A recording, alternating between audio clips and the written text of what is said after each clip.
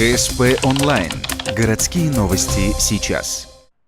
В полиции Ухты возбуждено дело по части 2 статьи 210 «Организация преступного сообщества и участие в нем».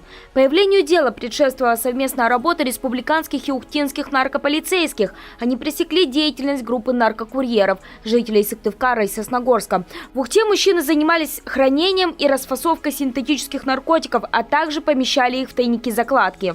Часть наркотических средств была изъята в ходе личного досмотра, то есть они уже подготовили это к реализации, да, и часть была изъята в ходе обыска на квартире.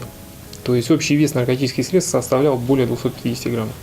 Часть этих наркотиков курьеры уже успели спрятать на автотрассе близ Ухты, но и эту закладку нашли полицейские. Теперь все задержанные находятся под стражей. По словам сотрудников отдела по контролю за оборотом наркотиков, поимка курьеров стала важным вкладом в ликвидацию не только региональной, но и федеральной сети по распространению психотропных веществ.